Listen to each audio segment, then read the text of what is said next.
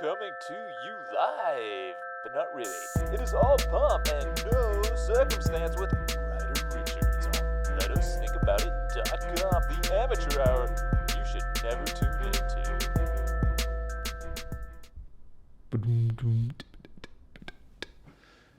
Welcome back. This is your host, Ryder Richards. All right, today we are going to continue stumbling along on this little path I'm creating as we work. Now, the last dozen episodes or so have all really been about this contradictory injunction, and I'm kind of declaring that as a way to, consider the sway of the binary and its traps and how opposition plays a role in dynamically inverting the didactic. Now, in the last few episodes, we looked at how mimetic desire, that is, memes and mimicry, even camouflage, shape our desires and offer tactics to blend, from which, of course, the symbolic or abstract and artificial can really begin to have real-world effects upon us. So what I'm really looking at here is how to parse the contamination of reality with, for the lack of maybe a better word, fiction, how fiction is bleeding into reality and confusing us. So one way to think about this is when stories shape our desires and we work to manifest our desires, we must have them to be happy, to be fulfilled individuals. So in last episode, which was kind of a weird one, step 75, that was holy to holy shit, we looked at how God was impossible to relate to as an all-powerful transcendent thing. And I guess the closest we could get was considering him as some sort of super powerful authoritarian daddy, because we were relating him to what we knew. So what happens is his unknowability meant that he had to split himself, his singular self, into two, with his son coming down to be treated by us like filth, right? And in this way, we can now relate to God through Jesus, through the Son. So we relate through abuse, scapegoating, injustice, sacrifice, and just basically being bloody and brutal humans.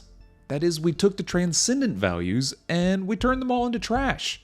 We bundled up all the good stuff, that was lots of different values and concepts, and we ran it through the food processor of humanity. Oh yeah, the bowels of perversion and transgression, and we turned the holy into shit. Now, from this undifferentiated mass, this homogenized shit pile, we now, oddly, have fertilizer to grow something new. So what are we growing? Now this all brings us around to today's episode.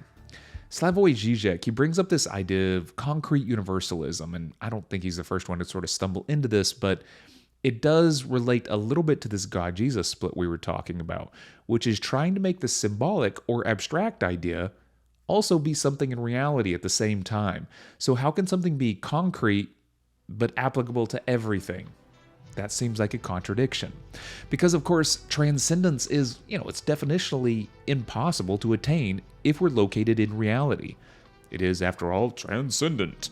But oddly enough, there is this notion that contradictions like this are actually, what if they are pointing out their own transcendence within them? What if the transcendence is imminent to the problem it's trying to overcome? This is very bizarre. So the thing still remains while transcending itself or going outside of itself at the same time or breaking its own contradictions. And what makes this even wilder is that means that the thing has always transcended itself. It is not contradictory. We just couldn't see it before. So that's some fantastic reframing going on there. So let's get back to the point here. Concrete universalism. Now, with concrete as this specific, real, and particular thing, and universal as the abstract and applicable to everything idea. Now, can something be both at once? Can we have an abstract God and concrete Jesus? Well, maybe, but let's not even bring in this idea of the Trinity, right? Getting into the threes, the old Holy Spirit just showing up, and he's all like polyamory and open relationships and whatnot. That really mucks up our binary. Part 1. Concrete universalism. Now, where were we? Well, because I'm simple, let's keep it at two sides or oppositions. Let's not bring in that third party. Now, with these two, we can call them Kantian antinomies or even Hegelian antagonisms. what happens is they're bound up in an impossible disagreement with each side attempting to fully become, that is, to overcome their own limits.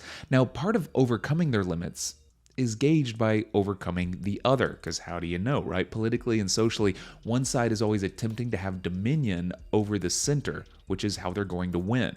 Now, on this kind of oppositional path where they're fighting each other, there's always a moment of twisting back where they actually look like they're relating to their antagonistic opposite. That's befriending the enemy. Now, this is movement towards the hated other, and of course, it's perceived as a compromise. And this compromise, that smacks of failure. Failure to overcome, to dominate. Now, what happens here, though, is not that they become the other. They don't become the other. They don't really fail here and merge back into one thing. Instead, what you might consider is that the movement has an extreme peak, this kind of apex as these two sides diverge from each other. Now, the apex ends up becoming the symbolic definition of that movement, even as the person, the group, or the movement sort of collapses and crashes back into reality because you just can't sustain that for too long. So even if Marx or Che Guevara, who of course were only human, well, they had this ideology, and even Che Guevara, right, they had the t-shirt, and each one of these had a peak moment that really kind of defines the entire movement, even if they never completely dominated the center. That is, they failed, and yet they persist as possibly more essential and powerful, and maybe even they're more unprovable and incontrovertible because they did not succeed, right? I mean, how do you fight a ghost? That's the point here. They become all-powerful because you cannot prove or disprove them at some point. So here, the failure of Marxism or even Che Guevara to overcome the antagonism, and that is perhaps to win everything, to transcend the opposition completely, to dominate, that would have actually converted the two sides into one, of course. But what it means for these movements is that their failing and falling back to earth results in becoming something more, not less. The failure actually becomes a victorious amplification. Now, this is also just like Christ's horrid treatment, his scapegoating, which allowed the victim to become relatable and thus victorious. Failure wins. This is 1 to 2, 2 into all, and from all, we have a new, more robust one, a new universalism founded on a very real thing. Trash. Okay, so this one's going to get a little redundant, but I'm going to keep saying it. Hopefully it'll stick. Now, Slavoj Žižek gives an example of concrete universalism. He says to take, for instance, garbage. So for garbage, the species designates the definition. That is, the broad category of garbage. Well, garbage is like a genus, but it also has species underneath it, and garbage itself is one of the species of itself. So Žižek says the category finds its truth in one of the species. So let's say here, for example, right, you have all your recyclables, right? You have maybe paper, glass, plastics are all divided up. You also have your non-recyclables, your things that won't go into the landfill, maybe. You also might have biodegradables such as food waste. But also maybe along the side, there's going to be this mysterious X. And this is the black bag of trash.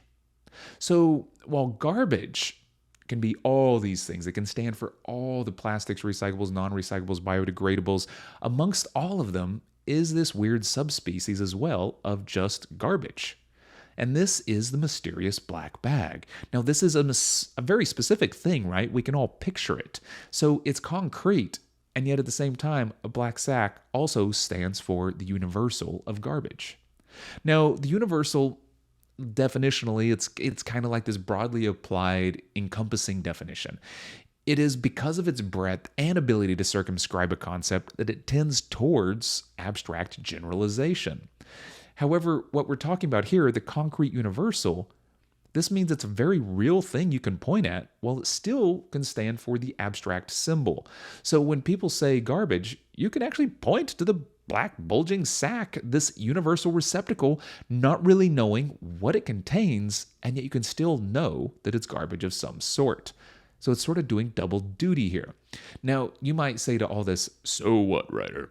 Well, Perhaps this is interesting, or maybe this whole idea is just trash, right? Maybe it's just some odd observational nonsense that we're pretending is somehow meaningful because we like philosophy. Now, the idea though is, how do we use the concrete universal, or why should we even care or try to recognize it? And I think for us, or for me maybe, the implication is that a real thing can be pointed to, and this is the truth, from which we extend the definition to encompass other things. So this is an extension of one thing to all things. But this is kind of a fundamental thing, right? This black sack of trash here, the concrete universal. This also has to contain or maintain some level of vague mystery to it.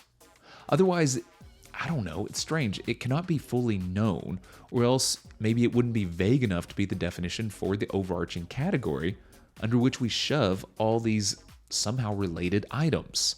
Now, maybe in this way, it is like God, the one universal symbol, unknowable as he is, but it is also like shit. It is a catch-all sack of refuse lumped together under one name, and we only have the murkiest of ideas what's actually going on inside. Art. Okay, here's a nice little left turn. From God to shit to art. From holy to mere to art. So let's talk about the central problem of art and reference Picasso along the way. Now, this also comes from Zizek and the Zizek and So On podcast. But of course, I'm going to attempt to kind of condense and extrapolate it a little bit. Some forms of art, maybe the very best ones, are attempting to resolve a deadlock, inscribed into their very idea, written into their existence by the artist. So what happens is, if you stop attempting to define art as one thing, but think about it as a set of antagonisms, such as art as an expression or maybe an exposure, and yet also art as a concealment happening simultaneously. So in this way, you can see how art expresses the inability to clearly express. Now, this makes the art more than real in an interesting way. It becomes meta or transcendent because of its antagonisms. It's commenting on the realness while working to escape it, but of course the art is still here in reality. It is always real, it was always real, while attempting to express something beyond reality. So this is good stuff, right? This is great. Now, where this gets funny and back to the concrete universal is in the case of somebody like Picasso. Now, similar to the garbage example we mentioned earlier, you can think of Picasso and his work, his art practice, as a body of work. There is this totality that is Pablo Picasso, but it's also made up of all these little species of art. So here's where it's fun. Now, would you choose definitionally for Picasso his blue period, his Cubist phase, or perhaps Guernica? Now, to extract one piece or part as a proxy for the whole is of course a reduction, yet a reduction to one can actually kind of exemplify the totality. And then of course, to go further, maybe we're considering the antagonisms in Guernica, which is Picasso's famous painting about the tragedy of the Spanish Civil War. It's attempting to show horror without replicating the image of horror. So it's anti-war, yet how do you communicate tragedy without offering a picture, a representation that replicates and doubles the tragedy in the world? So this is the antagonistic deadlock inscribed in the very creation of the piece. Closure. So what I really like about this idea of the concrete universal, or maybe the particular abstract, as we might want to call it, is that it shows the simultaneous looseness of our attribution while defining a very real location from which we can go back and attempt identification, even if it doesn't really work. So pinning down symbolic meanings to an object. Yeah, that's kind of odd, and you might even say that it's dangerous because it can lead to deification. It also really seems to forget that objects, people, and ideas, really, they're processes. They're not really reified, fixed, or concrete. It moves the finding here into being found. It moves the process into fixity and curiosity into this deadlocked belief, this really static belief. Yet we can also find a touch point in reality and see areas where a specific sort of bleeds and slides, becoming a universal. And it's almost like how, even something simple like branded Coke or aspirin can become a generic stand-in for a broader category, and yet we can see how they fail to be the total of the category. The total category just keeps expanding, even as the definitional object tries to demarcate and establish a point from which it can never hold. Now, this episode takes a one, and it elevates it into a universal, but oddly, it keeps the one grounded as a subset or subspecies at the same time. This is a kind of splitting. Now, this is a duplication of the work that it does, where it doubles its role and at once hits an apex in becoming while never leaving the ground. This is splitting and remaining to become more. All right, thank you for tuning in. I appreciate your time, and thank you for sticking with me on more of these little excavations. Now, the next episode is going to be another one of Zizek's ideas, the parallax gap, which I still need to do some studying on. But I think it's going to help us transition into alchemy, which was a request from one of my listeners. Now, of course, if you like the show, please like, rate, review, or whatever you need to do, including, of course, sharing this episode with a friend. That's always helpful. Now, perhaps this is somebody who likes art or is really into trash. I don't know. Maybe it's just going to end up being odd dinner conversation. That's fine too. But until next time, take that one dinner and make it into a number 2.